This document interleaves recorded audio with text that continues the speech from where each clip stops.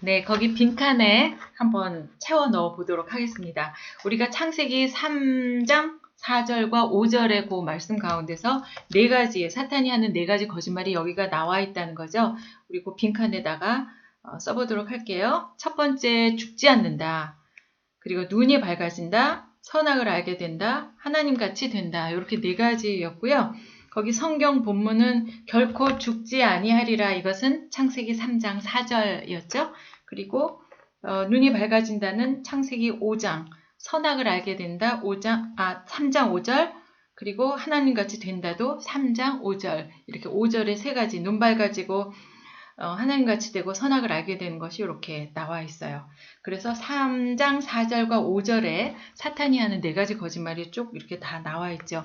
거기 발생 종교는 이제 이런 것들이었어요. 첫 번째, 죽지 않는다는 영생불사의 종교들, 뭐 도교, 불교, 힌두교 이런 것들이었다 이렇게 말씀을 드렸고요. 두 번째, 눈이 밝아진다는 이성주의, 합리주의, 과학주의, 뭐 유포올로지 이런 것들, 계몽화되는 것들, 이런 것들이 그 눈이 밝아진다고 하는 부분에 관심을 가진 사람들이 만들어낸 종교들이 이렇게 발전해 나왔습니다. 종교 혹은 그 생각의 조류들이라든가 이런 것들이겠죠. 세 번째, 선악을 알게 된다. 이것은 도덕주의, 율법주의, 또 행위로서 구원을 받는다. 종교라는 것은 그냥 선하게 사는 것, 그렇게 해서 복 받는 것, 뭐 이런 것들. 사실 기독교 안에서도요, 율법을 너무 중시하거나 도덕 종교라고 생각하는 경우도 이런 쪽의 생각들이 좀 바탕이 되지 않았나 이런 생각을 하게 되죠. 네 번째, 하나님 같이 된다. 이것은 정말 인간이 감히 하나님과 하나가 된다는 범신론적 합일주의, 하나님과의 연합, 하나님이 정말 원하시는 그 사회아인 내가 너고 너가 나여서 이웃을 내 몸처럼 생각하는 모두가 하나이라는 그런 사실, 그런 것을 완전히 반대로 이렇게 해서 합의를 이룬다는 것, 마치 자기네가 한 신처럼 되는 그런 것을 만들어내는 이런 것들이 바로 하나님같이 될 수 있다고 하는 것에 거짓말에 속아가는 것이라고 할 수가 있겠죠. 자, 그래서 여기 54페이지에 여러분들이 다 빈칸을 채워 넣었어요. 그러면 그 이후에는 이제 어떻게 되었느냐? 그 가인 계열과 셋 계열이 있다고 말씀을 드렸어요. 가인 계열은 여러분 55페이지에 양괄호 2번으로 보면은 폭력으로 세워지는 새로운 왕상이 나타났다 하는 것을 알 수가 있어요. 4장 8절에 보면은 가인이 그의 아우 아벨에게 말하고 그들이 들어있을 때 가인이 그의 아우 아벨을 쳐 죽이니라 이렇게 말씀을 드렸잖아요. 가인이 동생인 아벨을 죽였어요. 그래서 그 아벨의 피가 이제 땅으로 스며들게 된 거죠. 그래서 가인은 하나님께 정말 용서받을 수 없는 죄를 저질렀고 그 가인 계열은 계속해서 그런 그 성격을 가지고 흘러가게 됩니다. 다시 말하면 그 살인사건으로 인해서 가인은 그 하나님의 뜻에 반하는 그런 계열로 갑니다. 어떤 것을 이제 주로 생각하게 되냐면 거기 이제 양가로 4번에도 이제 곧 나올 텐데요. 힘이 중요하고 무기가 중요하고 폭력이 무력이 그것으로 통치가 되는 그런 공동체로 나간다는 거죠. 그리고 그 반대되는 그 동생 죽은 아벨의 뒤에는 이제 셋 계열이라고 흘러가는데요. 양괄호 3번을 보면 결국 에덴 동편으로 이주해서 공동체를 형성함 이렇게 나와 있어요. 그 메소포타미아 문명 발생지 여러분 알고 계시죠? 여기 메소, between이라는 뜻이고 포타미아는 이제 강인데 강 사이의 문명, 강이 한쪽으로 흘러요. 이거는 티그리스 강. 그 다음에 또 한쪽으로 흐르는 강이 있죠? 뭐요? 유프라테스 강. 이 양쪽 강이 그 강을 두 개를 사이에 둔 그 지역을 메소포타미아라고 하고 그곳이 바로 에덴이었지 않은가. 말하자면 아주 그 비옥한 땅이 에덴이었을 것으로 지금 추정을 하고 있는데 바로 이 메소포타미아 문명이 시작되는 그런 곳이었었어요. 그래서 이 에덴에서의 이야기, 아담과 하와가 있었고 그 다음에 뱀의 유혹에 넘어가서 죄를 저지르고 쫓겨나고 하는 이것이 그냥 신화가 아니라 실제 역사 안에서 일어났던 그런 이야기라는 거죠. 그래서 성경의 내용을 신화로서 생각하시지 마시고 실제 일어난 인류 문명의 초기에서 있었던 일이라는 사실을 절대로 잊지 마시고 지금 눈으로 증명해서 보셔야 됩니다. 그래서 이렇게 에덴으로 생각되는 그런 지역에서 나타났었다 하는 것을 여러분 아시게 됩니다. 그래서 다시 말씀드리면 양과로 4번처럼 가인의 왕권을 이어가는 왕들이 이제 쭉 그쪽으로 이어진 거죠. 그들에게는 그 무기가 힘이었었어요. 그리고 권력이 이제 중요했었고 또 힘이 중요했었고 그래서 무력으로 나라를 빼앗고 통치하고 그런 그 삶들이 이어져 나갔습니다. 그래서 창세기 17장부터 창세기 4장 17절부터 24절까지 거기에 이제 보면은 이제 이어서 가인으로부터 라멕으로 이렇게 이어지고 그 왕상이 계속 이어지고요. 거기서 나중에 이제 나중에 이쪽 가나안 땅에서 살고 있는 굉장히 큰 사람들 있잖아요. 네피림족이라든가 니므롯 쪽이라든가 이런 사람들로 이어져 나갔다 하는 것을 알 수가 있습니다. 요 메소포타미아 지역 여기 가나안 땅까지 굉장히 비옥한 초승달 지역이다 이렇게 얘기를 합니다. 네, 여기가 굉장히 중요한 지역이었던 것이에요. 자, 다시 한번 생각해 보면 그 양과로 5번을 읽어보시면요. 죽은 아벨 대신 셋이라는 예배자의 대표를 하나님께서 주셨다. 4장 25절, 26절 이렇게 얘기가 나와 있는데요. 우리 한번 읽어볼까요? 4장 25절, 26절. 거기 그 작은 제목이 있는 경우가 있는데 셋과 에노스 이렇게 하면서 그 셋이라는 단어가 이제 딱 등장을 합니다. 25절 읽어볼게요. 같이 읽어봅시다. 시작. 아담이 다시 자기 아내와 동침하매 그가 아들을 낳아 그의 이름을 셋이라고 하였으니 이는 하나님이 내게 가인이 죽인 아벨 대신에 다른 씨를 주셨다 함이며 여기 보세요. 아담이 원래 가인과 아벨 낳았는데 가인이 형이 아벨 동생을 죽였잖아요. 그래서 다시 하와와 함께 동침하여 아들을 낳았어요. 그의 이름을 셋, 하나 둘 아니고 셋, 셋이라 그랬어요. 세 명을 낳은 게 아니라 셋이라는 이름의 아들을 낳았어요. 그래서 하나님께서 가인이 죽인 아벨 대신에 새로운 씨를 주셨다. 그래서 그 셋이 등장하게 되는 것이죠. 그래서 셋도 아들을 낳고 그의 이름을 에노스라고 하였고 그때 사람들이 비로소 여호와의 이름을 불렀더라. 여호와의 이름을 불렀다라는 사실은 하나님의 뜻에 따라서 살게 되었다. 이런 뜻과 마찬가지입니다. 그래서 다시 한번 우리가 큰 6번의 선악과 그 이후를 공부하고 있는데요. 가인 계열과 셋 계열이 나누어져 있었다. 셋이라는 것은 예배자들이었었어요. 하나님의 왕권을 고수하는 그런 사람들이었다라는 거죠. 아담과 하와 사이에 가인과 아벨 이렇게 이제 왜 그 가계도 그리는 거 한번 그려보시면 좋겠어요. 아담, 하와 그 사이에서 가인과 아벨이 나왔는데 가인이 아벨 죽였잖아요. 그래서 다시 낳은 아들이 셋이라는 아들이에요. 그래서 셋 계열로 하나님의 뜻을 따르는 그런 자녀들이 나오는 거죠. 정말 놀랍게도 하나님이 여기 그 전까지는 4장 25절 지금 셋 이야기가 나오잖아요.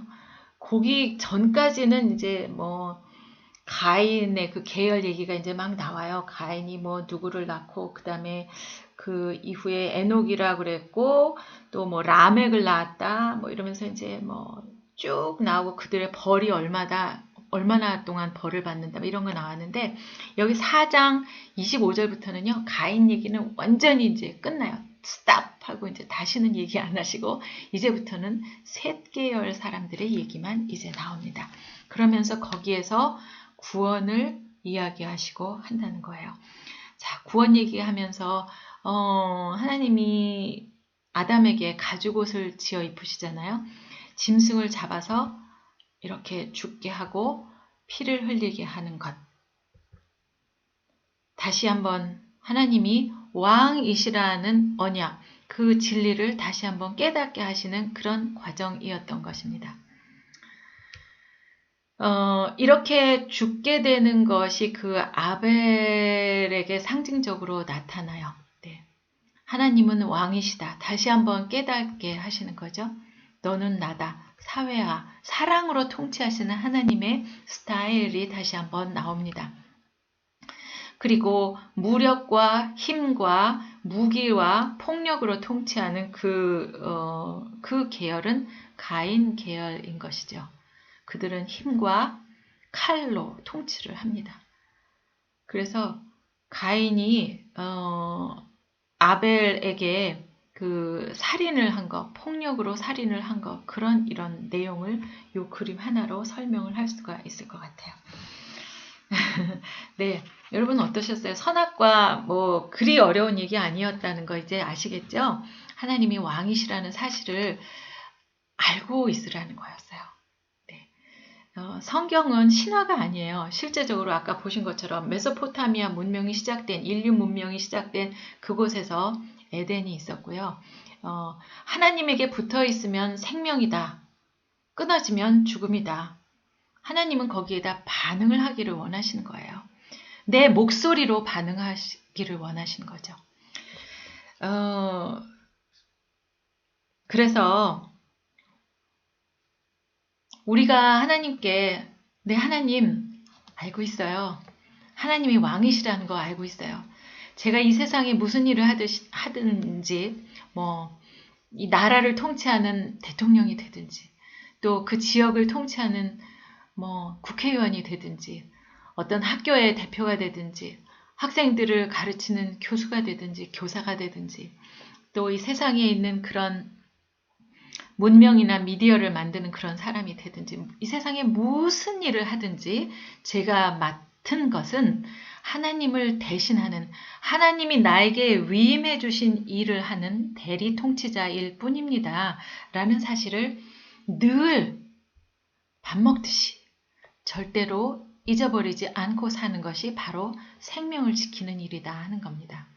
만약에 우리가 하나님은 왕이시다라는 사실을 깨닫지 못하면 그걸 잊어버리고 거절하거나 거부하거나 잊어버리거나 했을 때는 어떻게 돼요? 하나님과 관계가 끊어진다는 것이죠.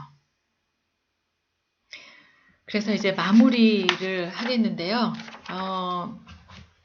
한번 같이 읽어볼까요? 괜찮으시겠어요? 읽어보시면서 우리가 이제 전체 마무리를 하겠습니다. 하나님은 창조주로서 적어도 인정받고 싶으신 것이 있으셨습니다. 그가 왕이라는 사실입니다. 그의 통치 아래 있어야 한다는 사실은 근본 원칙입니다. 가장 합리적인 신인 관계의 출발이라는 것이죠. 선악과가 말하는 것은 소위 공자가 주창하는 예라고도 말할 수 있는데요. 하늘을 향한 예의라는 것이죠. 하나님께서는 여기서 당신의 고백을 듣고 싶어 하십니다. 어떤 고백인 줄 아십니까? 창조주 하나님, 당신은 나의 왕이십니다. 바로 이 고백입니다. 그렇습니다. 그의 통치를 받는 것이 행복이고 생명의 보장입니다. 진정한 도덕의 시작은 하나님과 당신의 관계, 신인 관계 원리를 설정하는 순간입니다. 우리는 하나님 앞에서 이 사실을 인정하는 태도로 살아가야 합니다. 가장 합리적인 신인 관계의 출발이죠. 소위 종교의 요소로 이것이 필수라는 말입니다. 선악과가 없는 신인 관계, 이것은 참 진리 종교가 아니라는 표식입니다. 뭐 불교나 힌두교, 현대 유사 종교, 철학들이 공통적으로 말하는 인연이라든가 무아지경, 우주와의 합일 이런 개념들은 참 진리 종교가 아닙니다. 왜냐고요? 우주나 사람이나 다 똑같이 하나님이라는 거이기 때문이죠. 뭐 위아래 하늘 땅 이런 식으로 신 존재와 인간 만물을 격리시키지 말자 하는 이야기입니다. 다 아우러져 신이라 이렇게 얘기하는 거죠. 얼마나 고상해요. 윗분을 인정하는 것 싫은 거라는 거예요. 다 수평관계에서 서로 연하여 이렇게 연결되어 있다고 주장합니다. 이제 불심이 깊은 분들과 얘기하다 보면 성경에서 말하는 신존재 말하는 거 굉장히 싫어하시죠. 그런 존재를 설정하지 말라 이런 얘기입니다. 선악과가 말하는 것은 소위 공자가 주창하는 예와 같은 아이디어라는 것이죠. 하늘을 향한 예의입니다. 나중에는 공자 자신을 신격화해서 공자에게 제사를 드리는 오류를 낳았지만 그래도 공자는 하늘, 천에 대한 수직적인 관계 설정을 한 사람입니다. 비교적 양심적이죠. 대상을 담은 하늘로 잡았을 뿐이지 말이죠. 하나님은 여기서 당신의 고백을 듣고 싶어 하십니다. 싸웠나 안 싸웠나, 거짓말했나, 누구를 미워했나, 뭘 훔쳤나, 술을 먹었나, 외도를 했나. 그러니까 인간들이 말하는 그런 죄 이런 거의 차원이 아니라는 거예요.